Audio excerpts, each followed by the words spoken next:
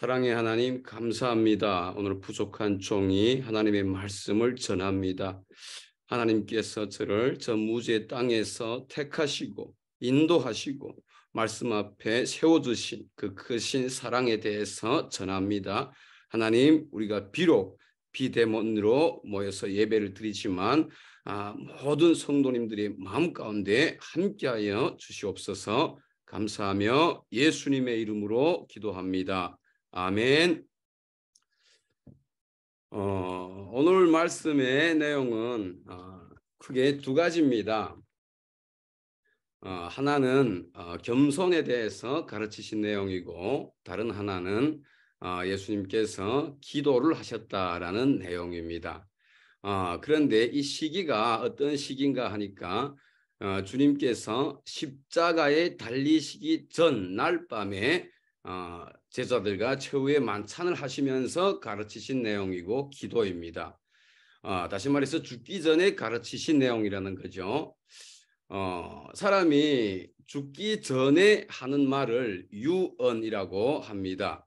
그리고 이 유언은 가장 중요한 말을 남깁니다. 물론 우리 주님께서 하신 모든 말씀들이 다 중요하지만 이 말씀은 죽으시기 전에, 십자가에 달리시기 전에 하신 말씀이기 때문에 특히 중요하다고 봅니다. 자, 우선 첫째는 겸손에 대해서 가르치신 말씀입니다. 그런데 예수님께서 겸손에 대해서 가르치신 내용은 마가복음 11장에도 나오죠. 예루살렘에 예수님께서 입성하실 때에 새끼 나귀를 타고 들어오셨다라는 내용입니다. 네, 우리 주님은 만왕의 왕이시죠. 세상의 모든 왕들을 보면 그 어느 나라를 막론하고 역사적으로 다 보아도 임금들이 수도성에 입성할 때에는 그 입성식이 굉장했습니다. 금마차에 또 병거들의 마중 나온 백성들의 어마어마했습니다. 그런데 우리 주님은 모든 피조물들의 왕들을 다 합친 것보다 가장 크신 분이시기 때문에 가장 굉장하게 입성하실 수도 있었지만 가장 겸손하게 새끼 나귀를 타고 들어오셨다. 그러니까 예수님은 예루살렘에 입성하는 첫 순간부터 우리에게 겸손의 모범을 보여주셨습니다. 그리고 또 십자가에 달리시기 전날 밤에 가르치신 것도 바로 겸손에 대해서 가르치셨습니다. 예수님께서 새끼 나귀를 타고 들어오신다는 이 장면은 구약에 이미 예언되어 있죠. 스가랴서 9장 9절 말씀을 보면 시온에 따라 마음껏 기뻐하라. 예루살렘에 따라 소리쳐 보아라. 내 왕이 내게로 오신다. 그는 의로우시며 구원을 베푸시는 분이다. 그는 겸손하셔서 나귀를 타시니 새끼 나귀를 타고 오신다. 네, 이렇게 예수님이 겸손의 모습으로 새끼 나귀를 타고 오시는 모습은 구약에 이미 예언되어 있습니다. 겸손에 대해서 주님이 가르치신 것 중에서 가장 중요한 게 세상의 임금들은 자기들을 백성들의 은인이라고 칭하면서 군림하는 자로 다스린 자로 살지만 너희는 그렇게 살지 말고 섬기는 자로 살라. 이렇게 다스리려 하지 말고 섬기는 자로 살라. 이게 가장 핵심입니다. 그런데 사실 제가 대한민국에 와서도 여러 교회들을 뭔가 대형 교회들도 또 뭐 중형 이상의 교회들도 많이 다녀보았는데 많은 교회들에서 목사님들이나 장로님들이 굉장히 뭔가 이렇게 겸손한 모습을 보기보다도 군림하는 모습, 군주와도 같은 모습을 많이 보았습니다. 그래서 참 이런 모습은 우리 주님이 그 가르치시는 또 모습이 아닌데, 우리 주님이 기뻐하시는 모습이 아닌데 이런 모습들을 봤는데 그런데 이게 또 성경 말씀에 예언되어 있더라고요. 다니엘서 12장 7절을 보면은 한때 두때 반때를 지나서 성도의 권세가 다 깨지기까지이니 그렇게 되면 이 모든 일이 다 끝나리라. 그래서 성경에 말세에 성도들이라고 하는 사람들이 권세가 얼마나 높아지는가 하는 것이 예언되어 있었고 그것이 이제 다 깨질 때 예수님이 오신다고 기록되어 있습니다. 자, 그래서 저는 뭐 이 대한민국으로 오기 전에 북한에 있을 때 항상 저에게 사랑하는 아들에게 이렇게 가르쳤습니다. 아들아, 이 세상에는 두 부류의 사람이 존재한다. 하나는 다스리는 사람, 하나는 다스림을 받는 사람.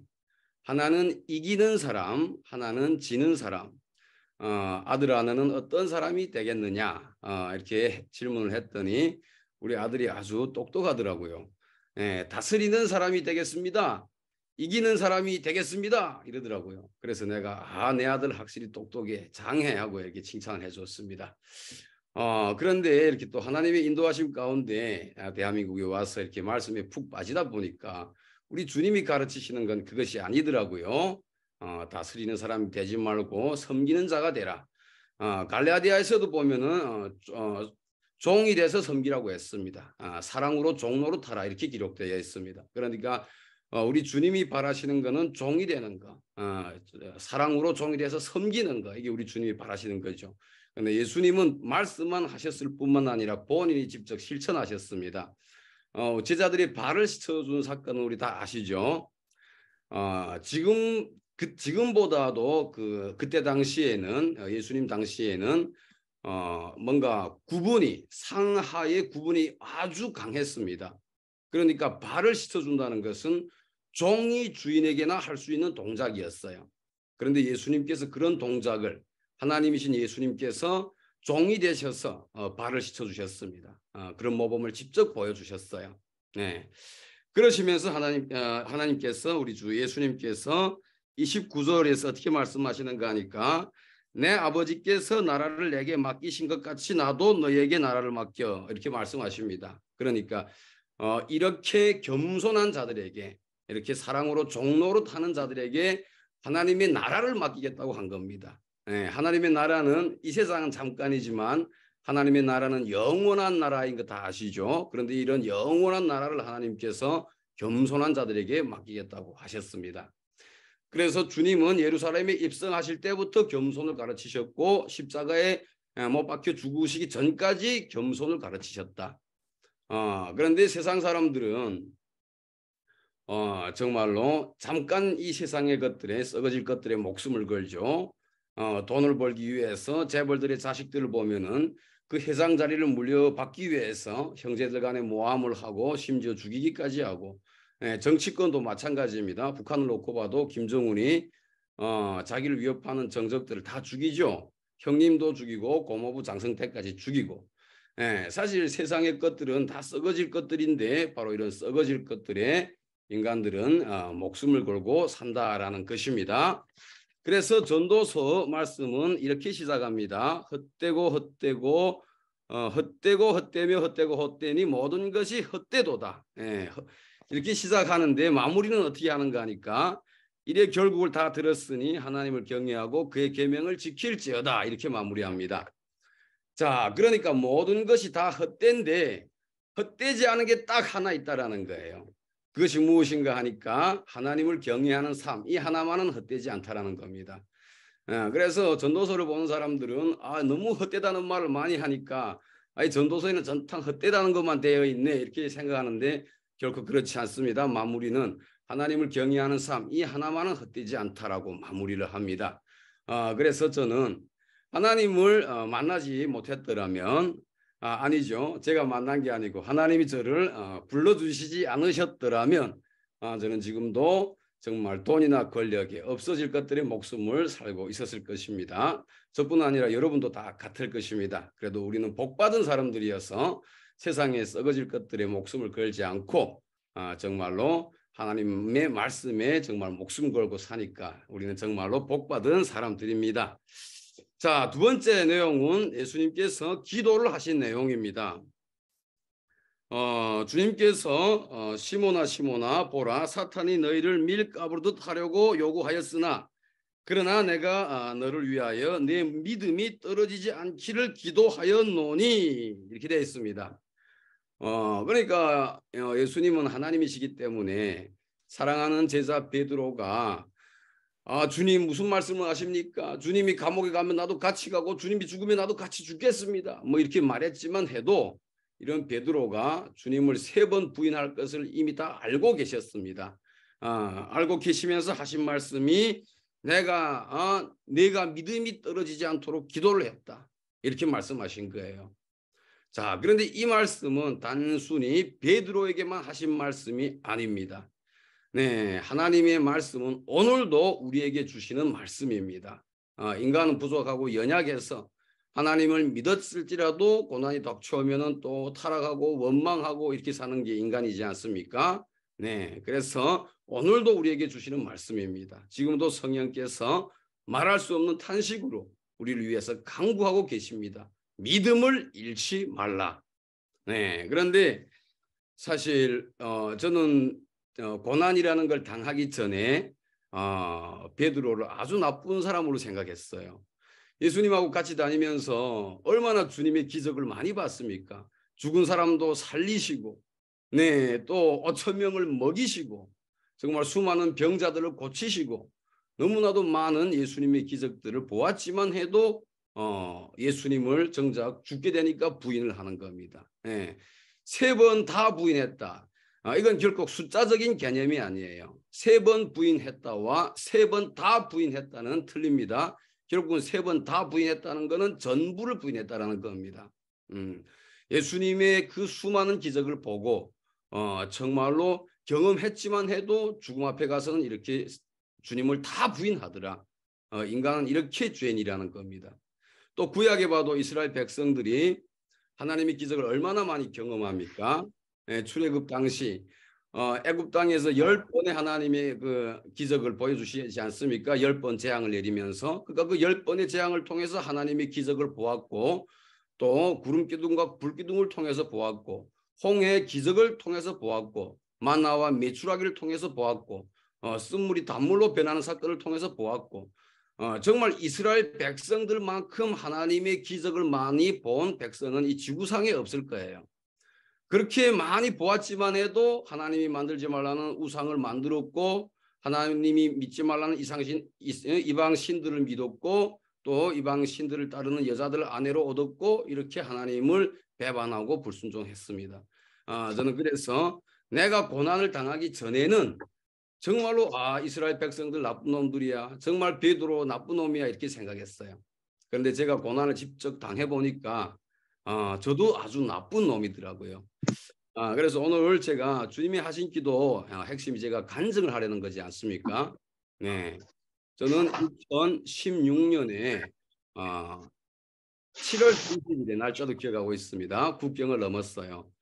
제가 북한 땅을 떠난 이유는 우리 대부분의 북한에서 오신 분들도 그러했겠지만 같습니다. 더는 김 씨의 독재 발밑에서 살 수가 없어서 그래서 목숨을 걸고 대한민국으로 가자 하고 떠났습니다. 그런데 처음 떠날 때 잡혔어요. 북한의 그 국경을 지키는 군인들에게 잡혔습니다. 북한에서 군인들이 잡으면은 해당 지역의 보위부나 보안서에 우리를 이관을 시켜요. 그래 이관이 됐습니다. 해당 지역의 보안서에 이관이 됐는데 그때는 이관될 때 시간이 12시 점심시간이었어요. 그러니까 그 뭔가 감찰과 부서 사람들이 다 밥 먹으러 퇴근하고 한 사람이 딱 퇴근하려고 나오는 길에 그 군인들이 우리를 인계한 거예요. 그래 이 사람이 우리 대한민국으로 말하면 소령, 북한에서는 소자 계급장을 단 사람인데 밥 먹으러 가야 되겠는데 개새끼들이 들어왔네 하면서 아주 그 시끄럽다는 틀로 이야기를 하더라고요. 어쨌든 들어갔는데 너 새끼들은 역적이다. 뭔가 당과 수령을 배반하는 놈들이다. 뭐 하여튼 이렇게 엄포를 놓으면서 죽이겠다고 야단을 피우더라고요. 그래서 내 운명이 이렇게 끝난단 말인가 하고서 굉장히 무서웠댔습니다. 그런데 놀라운 게 그렇게 죽이겠다고 막 으르렁대던 그 소자가 그 소령이 갑자기 나에게도 너와 같은 아들이 있다. 너를 죽이자니까 내 아들이 생각나는구나 하면서 지금 이 자리에 내가 혼자인 것이 하늘이 도운 줄 알라. 그 소령 동지도 그러더라고요. 하늘이 도운 줄 알라 이러더라고요. 하나님을 믿지 않는 사람인데. 네, 그러니까 그 부서 사람들이 다 있으면은 살 수가 없다는 거예요. 제가 혼자 있기 때문에 혼자의 결심으로 이렇게 내보낸다라는 겁니다. 그래서 제가 그 보안소에서 이렇게 나오면서 살았구나. 하늘이 도왔구나. 예, 나도 하나님을 믿지 않는데 그 순간에 하늘이 도왔구나라고 하더라고요. 그래서 인간은 하나님을 부정할지라도 인간 속에 있는 그 영만큼은 창조주 하나님을 부인하지 못한다라는 겁니다. 북한에 하나님을 부정하는 김씨 통치자들도 자기들이 원숭이가 변화해 사람이 됐다라고 주장한다면은 원숭이가 낸 분 김일성, 원숭이가 낸 분 김정일, 원숭이가 낸 분 김정은 이렇게 해야 되겠는데 원숭이가 사람이 됐다고 말하면서 자기들은 하늘이 낸 분, 하늘이 낸 명장 이렇게 말하고 있어요. 그러니까 그놈들의 영도 하나님을 부인 못하고 있다는 걸 말해주는 겁니다. 자, 어찌하였든 저는 이렇게 두 번째는 성공적으로 국경을 넘었어요. 성공적으로 국경을 넘었는데 제가 목적하기로는 중국의 그 산들을 다니면은 북한에서 오신 분들 노동력이 싸기 때문에 중국 사람들 하루 일 시키면은 100원을 줘야 된다면 북한에서 오신 분들 하루 일 시키면은 20원이나 30원을 주면 된다 이렇게 생각해서 노동력이 싸니까 일을 시킵니다. 네, 그런데 가서 일을 하다가 뭔가 대한민국 대사관하고 핸드폰을 좀 싸가지고 연결해서 대한민국으로 오자. 저는 이렇게 생각하고 국경을 넘었어요, 사실은. 자, 그런데 중국에 일자리를 찾아 산바를 다니는 게 너무 힘들더라고요. 뜻대로 그렇게 일자리를 찾게 되는 것도 아니고 하여튼 한 주일 동안 그렇게 고생하면서 그때는 장마철이라 비가 끊기지 않고 내렸습니다. 먹을 것이 다 떨어져서 초기를 만난 데다가 그러니까 장맛비라는 게 소낙비잖아요. 그런 소낙비를 맞으면서 막 열이 막 그냥 38도 39도 점점 올라가지. 나는 그때 이런 생각을 했습니다. 사람이 이렇게도 죽는구나. 이렇게 죽는 걸 보고 무주고혼이라고 하는구나. 네, 눈물이 막 나더라고요. 어머니 나를 왜 낳았나요? 네. 그래서 정말로 사람이 이렇게 이렇게 죽음 앞에 가봤다라는 게 무엇인지 경험해 보지 못하신 분들은 제가 지금 이 심정이 잘 이해되지 않을 수도 있지만 정말로 얼마나 눈물이 난지 몰라요. 사나이가 눈물을 흘린다고 저거 남자가 눈물을 흘려 이렇게 생각하시면 안 됩니다. 자, 뭐 여하튼 그렇게 죽는 줄 알았는데 한 주일 후에 8일째 되는 날이었어요. 갑자기 비가 오던 게 해가 쫙 나더라고요. 그래서 사람이 해가 나니까 살 것 같더라고요. 햇빛이 정말로 사람을 기분을 또 이렇게 전환시키고 배고팠지만 기분이 좋았습니다. 그런데 그 산 속에서 놀랍게도 여인을 만났어요. 중국 여인을 만났습니다. 뭐 20대 여인은 아니고 50대 여인인데 근데 문제는 이 여인이 우리를 보고 굉장히 반가워하는 거예요. 한 주일 동안 산 속에서 뭐니까 이렇게 굶었으니까 우리가 막 귀신 같을 거잖아요. 그런데 우리를 보고 놀라거나 무서워하지 않고 굉장히 반가워하더라고요. 그래서 우리가 무섭지 않은가 이렇게 하니까 안 무섭대요. 자기가 전날 밤에 꿈을 꿨는데 꿈에서 산에 있는 집에 올라가라 그러면 좋은 일이 생긴다 그랬대요. 그래서 자기가 올라왔다는 거예요. 그러니까 여기가 이 중국 여인이 산에 있는 집이에요. 그러니까 이 중국 여인은 북한에서 오시는 분들을 노동력으로 쓰는 여인입니다. 그러니까 뭔가 뭐 자철에는 버섯철에는 버섯 뭔가 이런 거 어쨌든 돈이 되는 걸 하는데 그러니까 북한에서 오시는 분들 노동력이 싼 걸 써가지고 돈을 버는 여자예요. 그러니까 그때는 아직 8월 초니까 아직 시기가 아닌데 시기가 되자면 9월 중순이 지나야 되는데 아직 시기가 아닌데 자기가 그런 꿈을 끼고 이게 산에 올라왔다는 겁니다. 산의 집에. 그런데 올라왔더니 진짜 꿈에서 말한 것처럼 이렇게 당신들을 만났기 때문에 제가 놀랍고 반갑다는 거예요.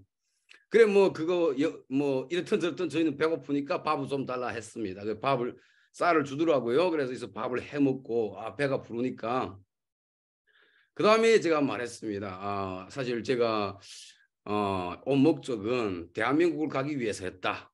그 여인은 북한 사람들을 써가지고 이렇게 일을 했기 때문에 북한 말을 잘 알아들었어요. 그리고 북한 말도 괜찮게 했고 그래서 한국 가자는 목적이라는 말을 거기서 했습니다. 저는 지쳐가지고 중국 땅에서 일을 못 하겠더라고요. 그래서 차라리 이 여인이 혹시 도움을 주지 않을까라는 그런 생각이 생겨가지고 한국으로 떠나려고 목적을 하고 왔다.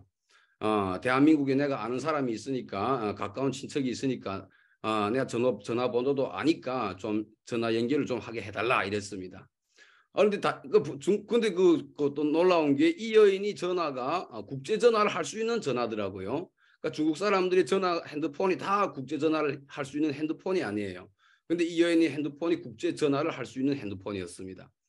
그래서 이 여인이 국제 전화 핸드폰에서 제가 대한민국에 있는 친척과 연결을 했습니다. 근데 우리 대한민국에 있는 친척은 한 사람이 300만 원이에요. 그 중국에서 대한민국으로 오는 게 한 사람이 300만 원인데 그때 우리 일행이 4명이었어요.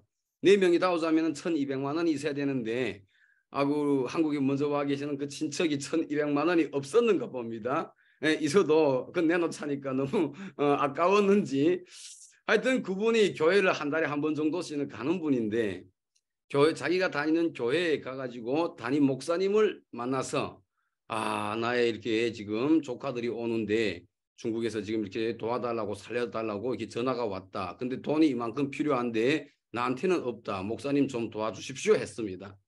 그래서 그 목사님이 그 전화를 받고 서울에 있는 통일소망선교회라고 있어요. 그게 대표 이빌린 목사님한테 전화를 했습니다. 자, 이런 친구들이 중국 땅에 있다는데 이빌린 목사님이 그 전화를 받고 중국 현재 나가 있는 선교사님 한테 전화를 했습니다. 이러이러한 대상들이 중국 어느 한 산에 있다니까 가서 접수해서 데려오라. 그래서 이 선교사님이 불옥고를 보내서 중국에 저희가 산속에 있는 곳에 불옥고가 왔어요. 근데 지금 후에 다 들어서 알지 아직까지 제가 모를 때죠. 하나도. 어쨌든 삼촌이 날 뭔가 그래도 이 조카를 죽으라고는 하지 않겠지 하고 믿으면서 기다리고 있을 때입니다. 근데 한 이틀인가 3일인가 지나니까 뭔가 이렇게 불옥고가 왔더라고요. 불옥고를 따라서 간 곳이 심양이라는 곳에 갔고 심양이라는 곳에 가 처음으로 만난 한국 사람, 그 사람이 바로 온성도 목사님이라고 지금 통일소망선교회에서 일하시는 목사님이죠. 대한민국 사람 처음으로 만난 한국 사람이었어요. 그런데 그분이 굉장히 미남자고 키도 쭉 얼마나 키도 또 큰지 그런데다가 너무나도 그 목소리가 부드럽고 너무나도 인자하시더라고요. 그러니까 사실 저희는 뭐 이렇게 거의 죽을 뻔하다가 이분을 만났으니까 우리한테 있어서는 이분이 은인이잖아요. 근데 은인과도 같은 이분이 우리한테 90도로 이렇게 인사를 하면서 반갑습니다. 정말 잘 오셨습니다 하며 아니 정말 너무나도 인자하게 너무나도 정말로 이렇게 반기더라고요. 그래서 저는 그게 믿어지지 않았습니다. 야, 이게 과연 가능한가 이렇게 하는 게. 그래서 북한에서 있을 때 그 북한의 노동당 강연 자료에 이렇게 대한민국으로 가면은 그 국정원에서 우리를 이렇게 말하자면 흡수해가지고 간첩 임무를 줘서 다시 내보낸다. 근데 그 간첩 훈련을 시키는 교육 중에 성경 공부시키는 것도 있다. 이런 강연 자료가 있었어요. 그것이 갑자기 기억이 탁 나면서 이게 정말 내가 국정원의 마수에 내가 지금 붙들린 게 아닌가 이런 생각까지 다 했습니다.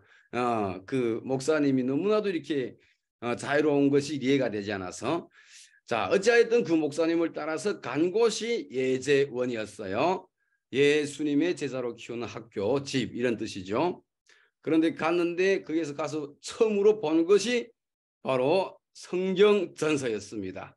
네, 제가 살면서 제가 아마 지금 40살이니까 2016년이면 지금으로부터 7년 전이죠. 그러니까 그때가 33살 때였습니다. 33살 때 저희가 처음으로 성경 전서, 성경책을 봤어요. 딱 책을 보니까 제가 깜짝 놀랐습니다. 제가 이거 북한에 있을 때 한번 그 보이부에서 재판하는 거 한번 제가 참가한 일이 있어요.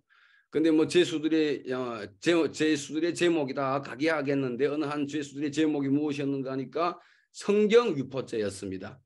그래서 저는 그때 성경책이 하나님의 말씀인 건 모르고 점쟁이들이 점을 볼 때 보는 책인 줄 알았어요. 그래서 저 바보들 같은 거 왜 저런 책을 두고 다니다가 저렇게 잡혀서 재판을 받는가 그래서 이런 정도로 생각했습니다. 제가 지금 그렇게 생각했던 책을 내 눈으로 본 거예요. 성경 전설을.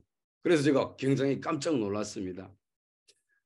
그다음에 거기에서 그 처음으로 제가 아주 그 정말로 배를 끌어지도록 정말 웃은 일이 있는데 뭔가 샤워를 다 하고 지금 저녁 식사를 할 때였습니다.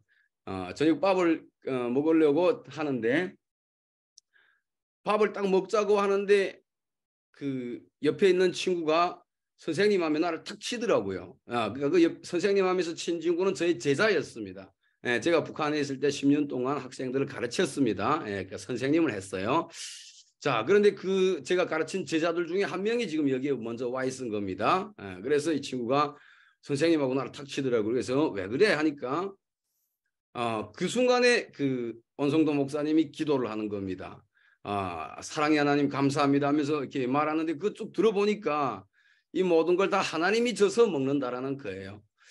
그때 당시는 그것이 이해가 되지 않아서 너무 웃음이 터졌습니다. 네. 그러니까 아니 자기 돈으로 장마당에 가서 음식거리를 싸서 자기 손으로 지금 끓여서 해 먹는데 무슨 이게 말라빠진 하나님이 줘서 먹는다는 거야. 이게 이해가 되지 않았어요. 그래서 제가 그 웃음이 너무 폭발해서 그래도 또 참아야 되겠지 하니까 때는 여름철이라 반바지를 다 이렇게 얇은 반바지를 입고 있잖아요.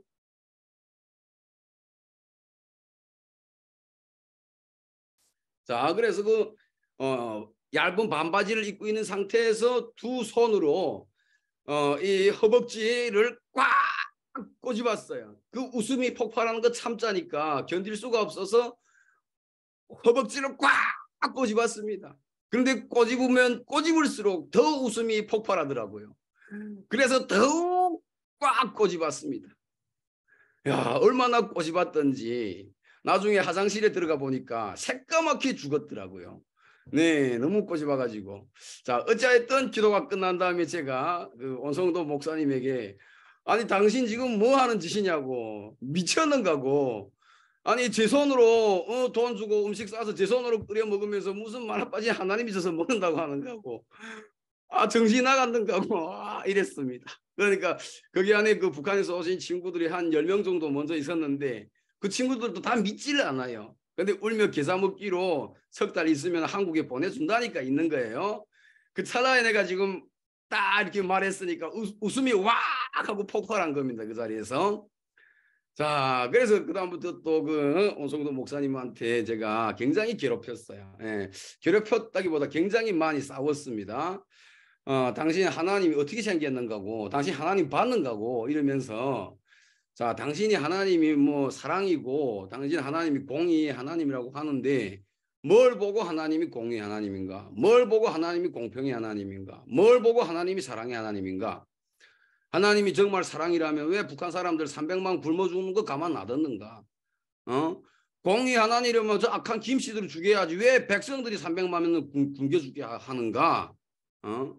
이에 대해서 당신 설명 좀 해보라. 내가 좀 이해되게 좀 설명해라. 이러면서 아주 굉장히 이렇게 싸만 내용을 말하자면 끝도 없습니다. 굉장히 이렇게 많이 싸웠어요. 원성문도 목사님이 나한테서 혼났죠. 어쨌든 결론적으로 그분이 나의 질문에 대답을 못했습니다. 제가 그때 그랬거든요. 당신이 나의 질문에 대답을 하면 내가 당신 하란 대로 하겠다. 외우라면 외우고 묵상하라면 묵상하고 또 필기하라면 필기하고 통독하라면 통독하고 하여튼 당신이 하라는 대로 다 하겠다. 그러나 당신이 내가 하는 질문에 대답을 못하면 나를 보고 성경 공부하라고 하지 말라. 이렇게 했습니다. 근데 문제는 그분이 나의 질문에 대답을 다 못했습니다. 그러니까 그분이 하시는 말씀이 우리 정말 형제님이 교수님 출신이라 너무 아는 게 많아가지고 나는 우리 저 선생님보다 부족해가지고 대답을 할 수가 없다고 그러더라고요.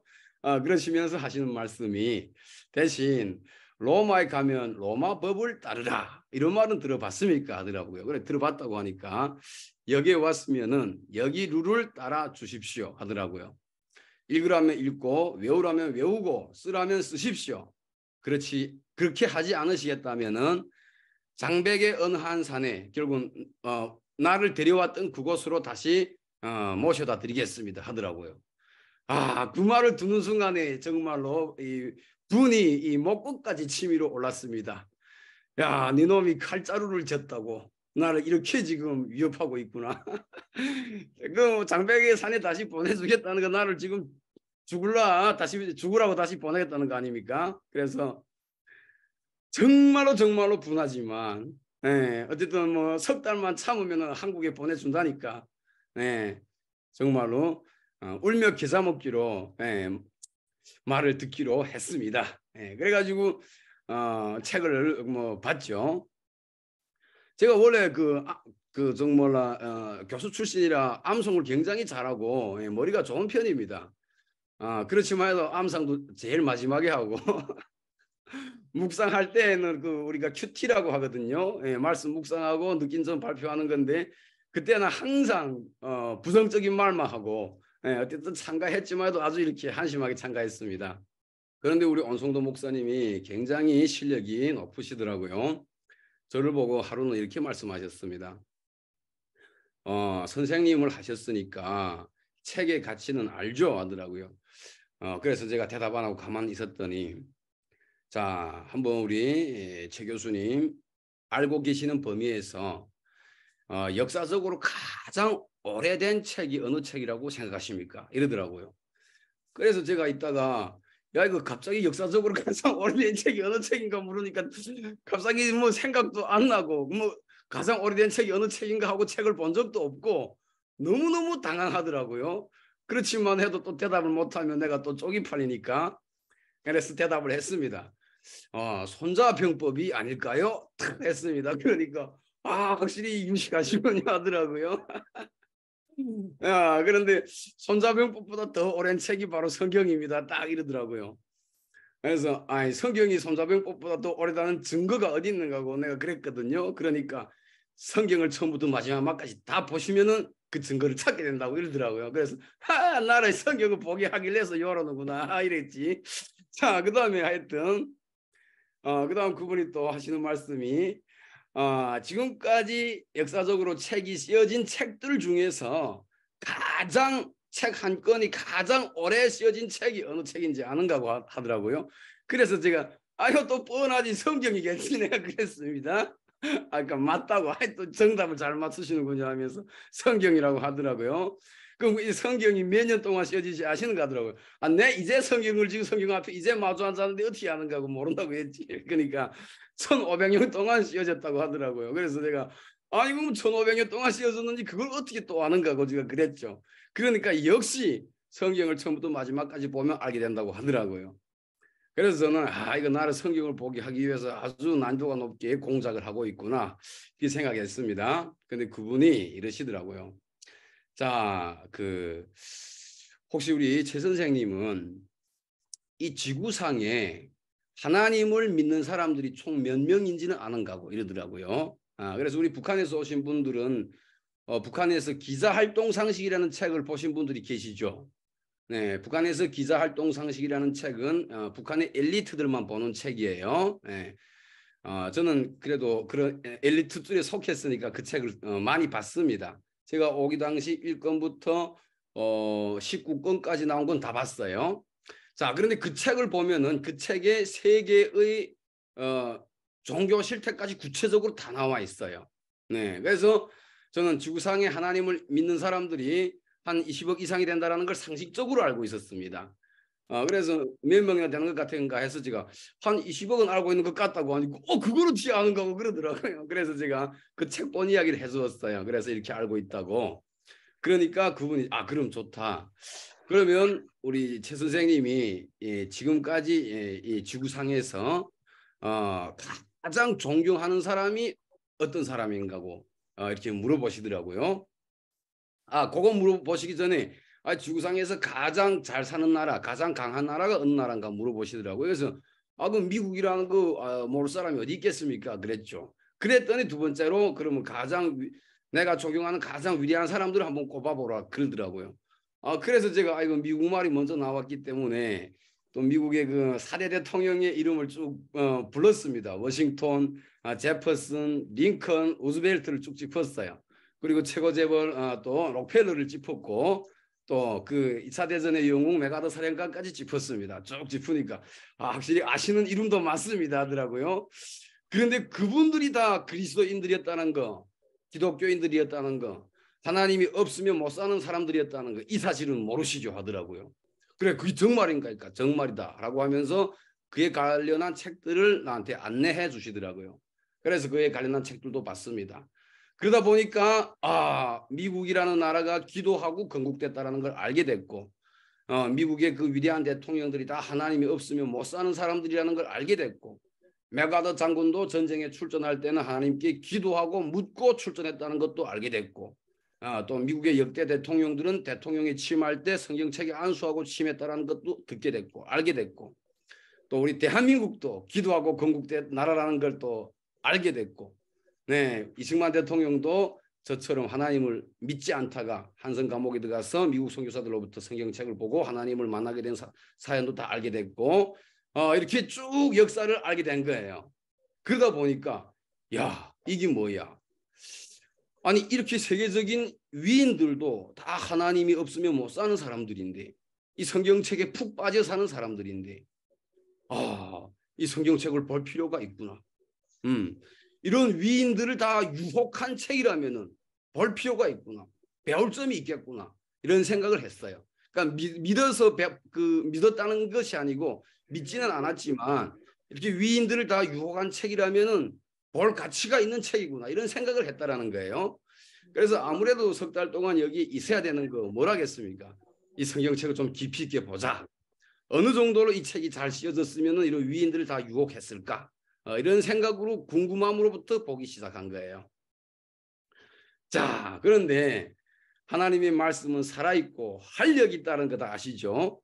네, 일단 하나님의 말씀을 보면은 성령이 역사하십니다. 그러다 나니까 빠질 수밖에 없어요. 물론 제가 복받은 사람인데도 있겠지만, 네, 보다 나니까 저는 창세기를 읽고 하나님이 진리시라는 것을 깨달았어요. 자, 우리가 창세기를 보면은 굉장히 족보가 많습니다. 창세기 하면 우리가 크게 뭔가 우리가 1장부터 11장까지를 족장편이라고 하는데 저는 족보편이라고도 부르고 싶어요. 왜냐하면은 아담부터 시작해 가지고 노아까지 족보가 쭉 나오고 노아부터 시작해서 또 아브라함까지 족보가 쭉 나오지 않습니까? 네, 그래서 1장부터 11장까지는 제가 족보편이라고 말하고 싶습니다. 그리고 12장부터 시작해서 25장까지는 아브라함 편이고 26장부터 28장까지는 이삭 편이고 또 28장부터 시작해 가지고 35장까지는 야곱 편이고 36장부터 50장까지는 요셉 편인데 그 사이에 38장에 유다와 다말도 잠깐 끼어들어가 있죠. 뭐 어쨌든 이렇게 성경을 쭉 보면은 그 족보 편을 보면은 누구는 몇 살부터 몇 살까지 살다가 몇 살까지 아이를 낳고 몇 살이 죽었더라 하는 그 족보가 끊임없이 피곤하고 지루하게 나오고 있습니다. 책을 쓰는 작가가 저도 책을 많이 써봤거든요. 책을 쓰는 작가가 돈을 벌기 위해서는 절대로 이렇게 피곤하게 쓰지 않습니다. 족보를 그렇게 빨래줄처럼 길게 쓰면 누가 책을 보겠습니까? 재미없어서 안 봐요. 그러니까 작가가 돈을 쓰기 위해서 책을 쓴다면 이렇게 안 쓰는 거예요. 그러니까 저는 여기에서 놀란 겁니다. 이 정말 성경이 거짓말이라면 작가가 돈을 벌기 위해서 쓴 책이라면 이렇게 족보를 피곤하게 쓰지 않는다. 성경은 구체적으로 하나님이 어떻게 자신을 나타내셨는가. 이스라엘 백성을 택하셔가지고 하나님이 자신을 어떻게 나타내셨는가를 보여주고 있구나. 그러니까 하나님이 자신을 나타내기 위해서 이스라엘 백성을 이스라엘 민족을 어떻게 만드시는가 하는 과정이 창세기에서 그 시작이 나오고 있는 거예요. 네, 아브라함, 이삭, 야곱을 통해서 백성을 통해서 이제 민족을 만들겠다, 나라를 만들겠다 그 과정을 하나님이 실현하기 위해서 요셉을 택해서 애굽 땅에 보내고 애굽 땅에서 민족을 만드시지 않습니까? 네, 그래가지고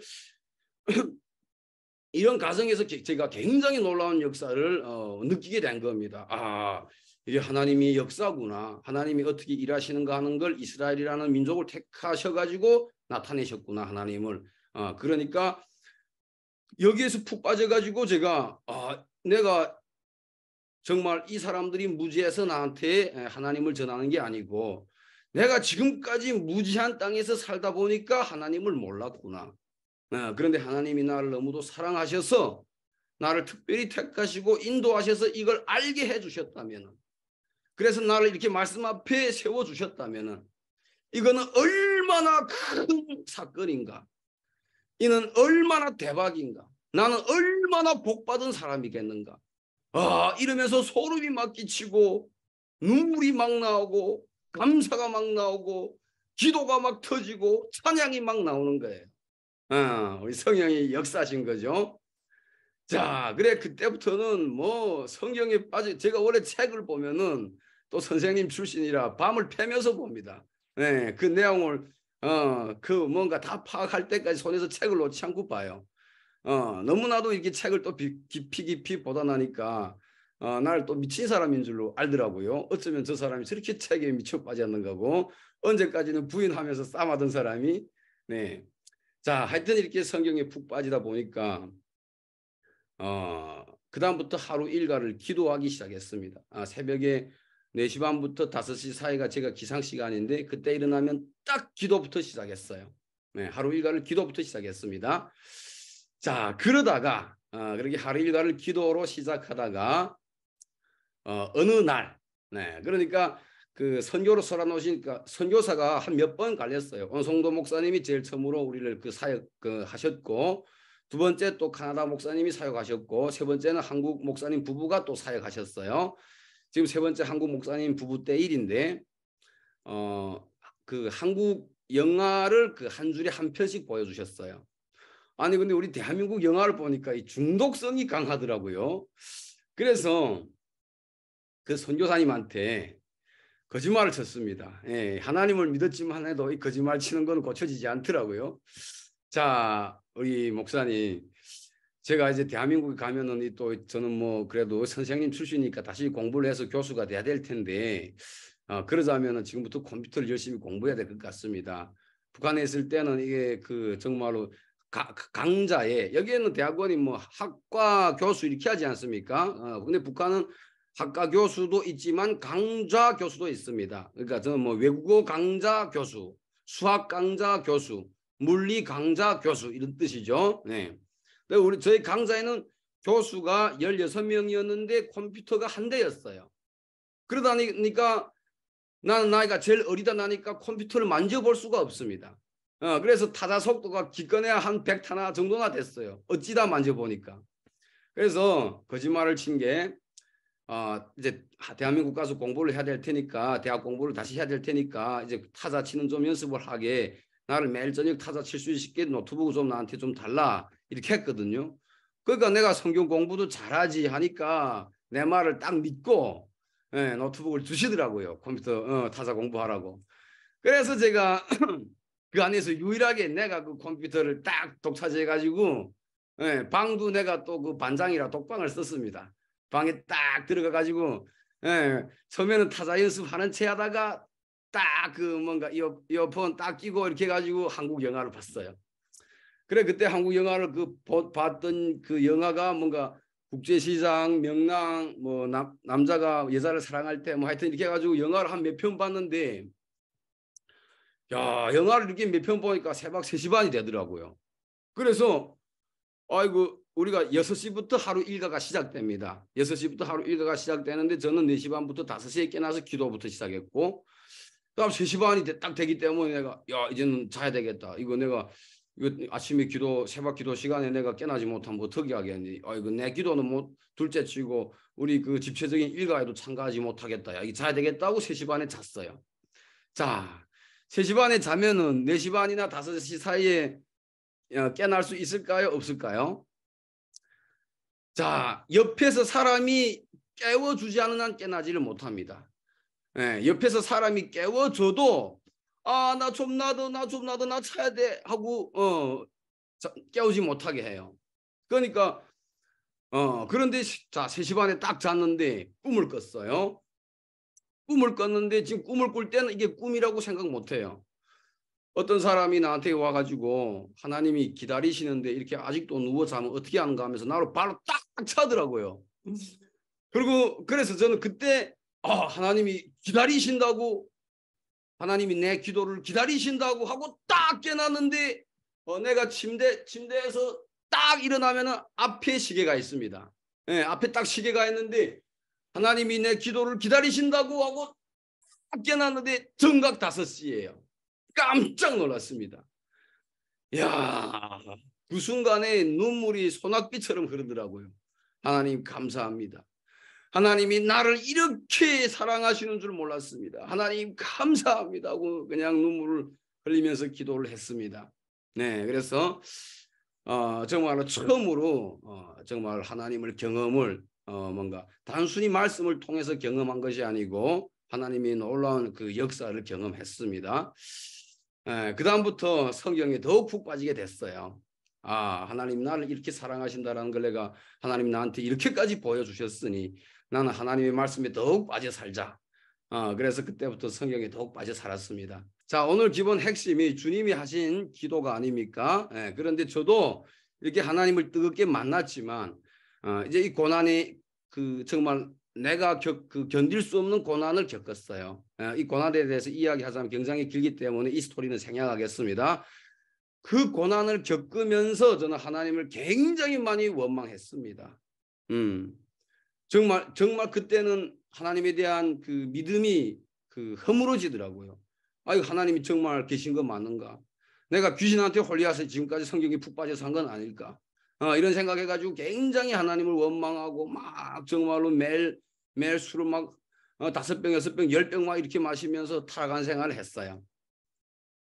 자, 그러다가 제가 가장 중요한 게 성도는 목사를 잘 만나야 된다고 생각해요. 목회자를. 저는 또 이렇게 목회자를 잘 만나가지고 그때 우리 목사님이 저를 보고 그러시더라고요. 그대를 보니 욥을 보는 것 같다고. 근데 저는 욥기를 읽어본 생각이 갑자기 나지 않아가지고 집에 가서 봤어요. 근데 욥기를 보니까 욥이 당한 고난은 나보다 뭐 잽이 안 되더라고요. 비교를 할 수가 없더라고요. 하루에 4차례 재앙을 겪었는데 처자들이 다 죽고 재산이 다 망하고 나의 고난에는 게임도 되지 않더라고요. 그러면서도 그 욥이 무엇이라고 말을 하는가? 하나님이 주신 것을 하나님이 돌다 가져가시니 찬양 받으시기에 합당합니다. 이렇게 말하더라고요.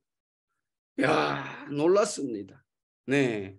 그리고 부끄러웠어요. 야, 이렇게 재앙을 당하고도 하나님을 의지하고 하나님을 찬양하는데 나는 도대체 얼마나 한심한 사람인가? 그런데 하나님은 욥한테 사탄한테 그러지 않습니까? 땅에서 가장 정직한 사람이라고. 이렇게 칭찬하면서도 왜 이렇게 허락하셨을까? 재앙을. 잘 이해는 되지 않지만 어쨌든 욥의 친구들하고 막 논쟁하지 않습니까? 하나님에 대해서. 그러다가 욥도 마지막에 오망하는 소리를 막 하고 이럴 때 하나님이 나타나셔가지고 내가 땅에 기초를 놓을 때 네가 있었느냐 하시면서 하나님이 자신의 전능하심을 쭉 나타내지 않습니까? 전도서에 보면은 하나님이 인간으로서 하나님을 측량할 수 없게 하셨다라고 했습니다. 그러니까 우리는 하나님이 왜 그러시는지를 다 알 수가 없어요. 그러나 가장 중요한 핵심은 하나님이 우리를 사랑하신다라는 겁니다. 사랑하셔서 독생자 예수 그리스도를 보내주셨고 그분이 지금 또 우리 종료주일 고난주간이 아닙니까? 우리의 모든 죄를 그분이 대신하셔서 십자가에 죽으시고 부활하셨다는 겁니다. 우리는 하나님이 하시는 그 높이와 깊이 넓이를 다 알 수가 없지만 하나만 알면 됩니다. 하나님이 우리를 죽도록 사랑하셔서 예수님을 내주셨다. 그리고 그 죽도록 사랑하시는 하나님이 지금도 우리를 위해서 기도하고 계신다. 믿음을 잃지 말라. 네, 그래서 우리가 앞으로 살아가는 가정에 고난이 닥쳐올지라도 주님이 우리한테서 가장 바라시는 것, 아브라함이 아들을 바치라고 할 때 그 바치는 그 순종, 네. 가나안 이방 여인이 예수님이 그러지 않습니까? 개들에게 자식들에게 줄 음식을 개들에게 주는 건 옳지 않다. 개 취급을 하지만 그럼에도 예수님을 붙잡고 그래도 개들이 주인이 밥상에서 떨어지는 부스러기는 먹습니다 하면서 끝까지 주님의 손을 놓지 않는 그 믿음, 내 믿음이 너를 구원하였도다. 그래 그 딸의 병을 고치지 않습니까? 그러니까 하나님은 정말로 우리의 그런 믿음을 보고 싶어 하시는 분이다. 그래서 우리가 아무리 고난이 닥쳐올지라도 우리 주님이 가장 보고 싶어 하는 거 우리의 믿음이라는 거. 그 믿음을 위해서 지금도 성령께서 말할 수 없는 탄식으로 기도하신다는 거. 이거 항상 우리가 감사하게 마음속에 새기고 생각하면서 믿음을 잃지 않고 끝까지 주님을 의지하며 고난이 닥쳐올수록 더욱 주님을 의지하며 나가는 우리 TMTC 모든 가족 여러분이 되시기를 우리 주 예수님의 이름으로 축복합니다. 아멘.